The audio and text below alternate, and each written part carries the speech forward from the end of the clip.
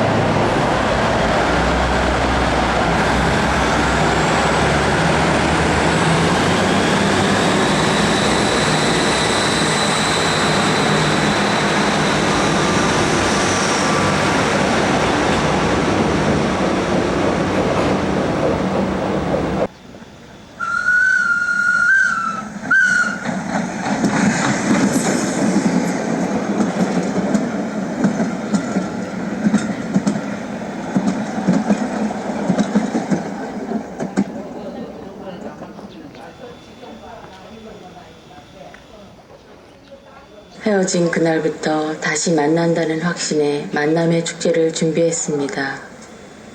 그의 일상은 모든 것이 그 만남의 준비였고 55년이 하루처럼 흘러갔습니다.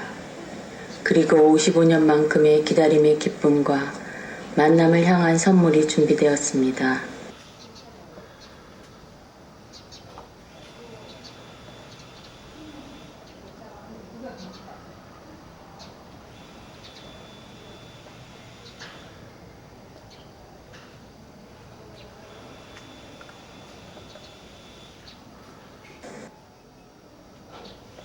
그가 그 방을 손님이라도 준비하듯 청소를 시작한 것을 본 것은 아마도 분단 반세기가 지난 어느 해 7월이었습니다.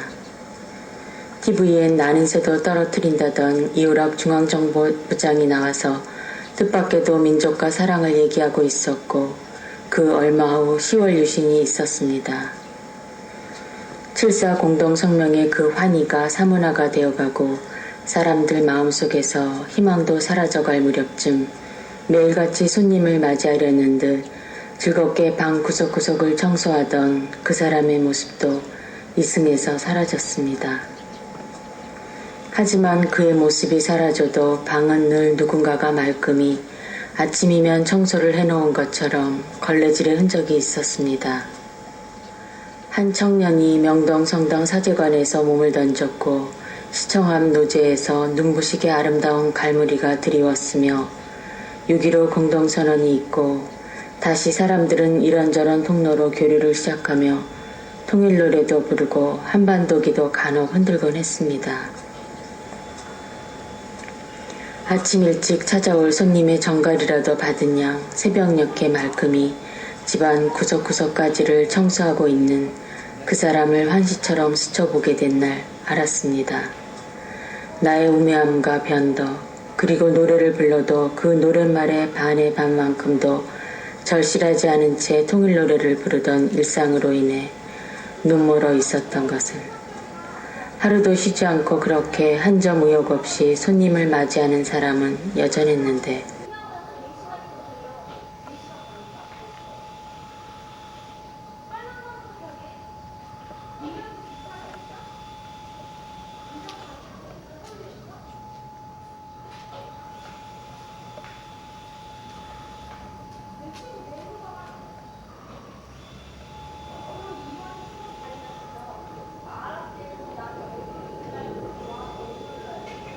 하얗게 빨래를 해서 하늘에 널면 바람이 다가와서 그 몸의 습기를 가져가면서 자신의 입내음과 향기를 남겨주고 갑니다. 그리운 사람의 옷을 빨래 널면 바람이 그의 내음을 찾아서 그 옷에 담아주고 갑니다. 비록 그가 분단의 한쪽에 살고 있더라도 바람은 그를 찾아서 그의 얘기를 그 작은 줄기에 널린 그의 옷가지에 담아주고 갑니다. 바람 부는 날, 오늘도 해도 없는 밤하늘에 그는 보고픈 이들의 옷가지를 빨래 놉니다. 이윽고 바람이 다가와서 그곳의 얘기를 전해주고 빨래에 담은 얘기를 전해봤습니다. 바람에 나부끼는 하얀 빨래들의 움직임, 그 속에 떠나온 곳, 지금은 가지 못하는 곳에 서로 나뉘어 살고 있는 사람들의 고운 밀서가 있습니다.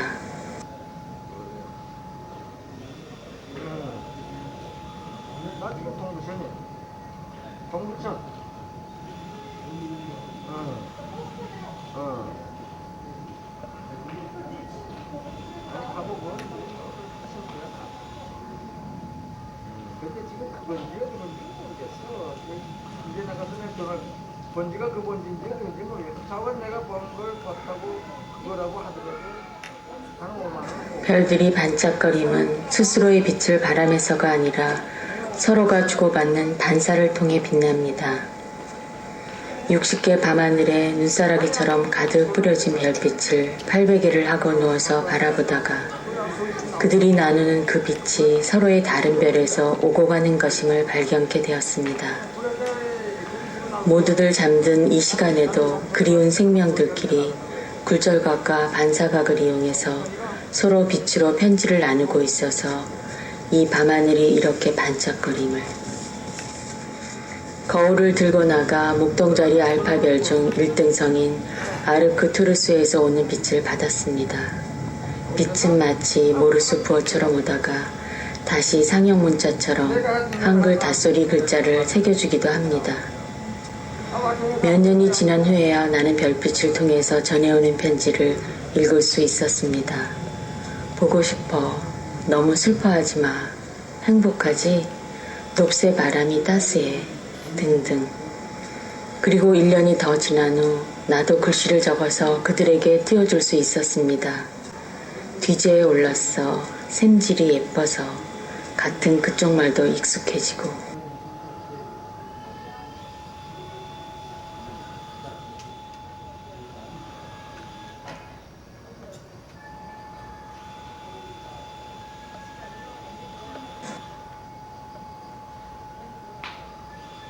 88 올림픽과 평양 축전이 서로 다른 곳에서 준비되던 시간, 꿈에서만 간혹 들을 수 있던 그 음률이 라디오를 타고 흘러나오기 시작했습니다. FM 방송 채널을 타고 깊은 밤 심야 음악 방송으로 들려오던 놓쳐진 그 음률들. 눈을 감고 듣거나 창밖으로 보이는 밤하늘을 보면서 꿈을 꾸었습니다. 10여 년이 흘러 그 교향악을 연주해주던 사람들을 서울에서 만났습니다. 난생 처음 음악회 표를 사서 그들을 만나려 달려갔습니다. 지휘자와 사회자는 너무도 감격스럽게 인사를 나누고 사람들은 몇 번이고 박수를 쳤습니다. 잊을 적 이혼의 공간이 인간 세상으로 들어온 듯 착각할 정도였습니다. 세월이 흘러 우연히 집안에 작은 악기 하나가 생겼습니다. 조심스레 그것을 입에다 가져다 대어 보았습니다. 불기보다는 부는 신용을 한번 해보려던 참이었습니다. 헌데 소리가 들렸습니다. 20여 년 전 FM을 통해 듣던 그 제목도 알 수 없던 교향악이.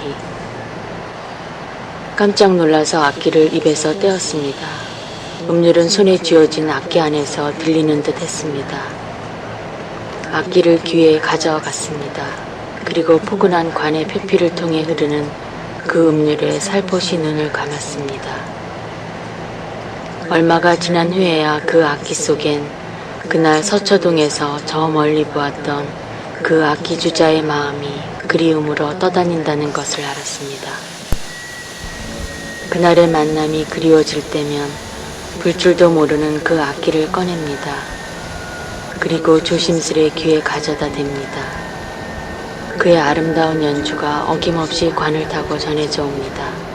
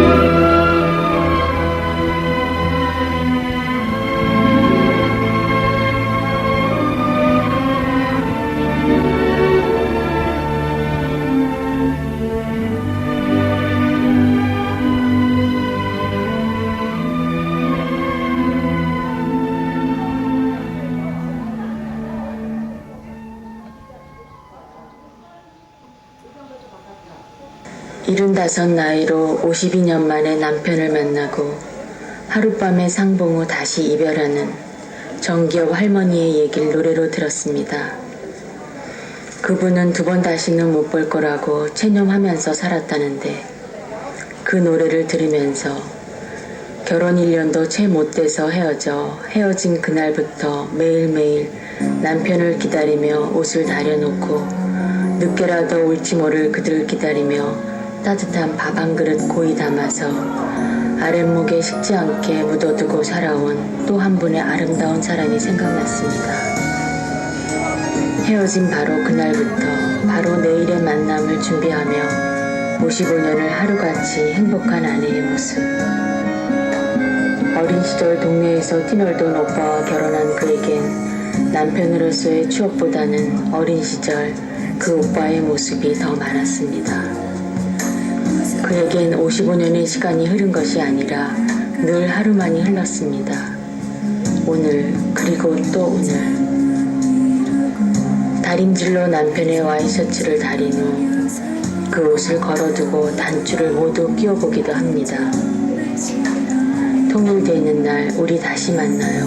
그때까지 꼭 살아계세요. 사랑해요. 부디 건강하세요. 살아있다는 게 어떤 것일까요? 만난다는 것은 또 어떤 것일까요? 이미 그는 오늘도 어제처럼 만나고 있는데 그 만남의 아름다움이 부러웠습니다.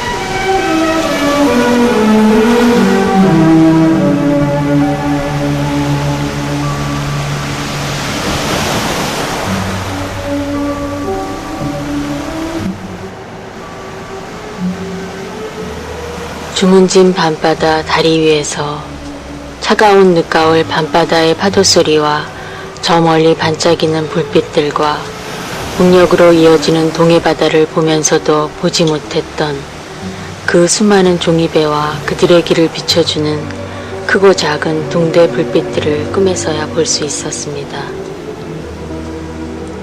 어느 택시 운전기사의 눈에 보여 침몰시킬 수 있었다는 잠수정이 출몰된 정동진에서 안인으로 가는 길에 보았던 그 햇빛 찬란한 동해바다에서도 보지 못했던 그곳에 이렇게도 많은 종이배가 꽃과 편지와 선물을 싣고 55년 동안을 오고 가고 있었다는 것을 상상조차 못하고 있었다니.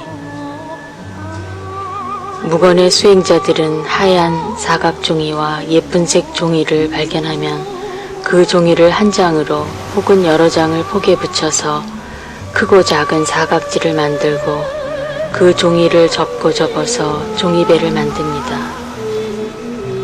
그리고 그 배 안에다 꽃이랑 편지랑 사진이랑 전하고 싶은 얘기를 사랑을 담아서 게을러 강으로 바다로 나와 주소를 적어서 배를 띄우고 있었습니다. 금강산 유람선이 뜨기 오래전부터 아니 경비정과 군함, 새우잡이 배와 어선들 혹은 팀 스피리트 훈련의 항공모함 사이로도 잠만경을 삐죽 내민 잠수정 곁으로도 종이배들은 여행하고 있었습니다.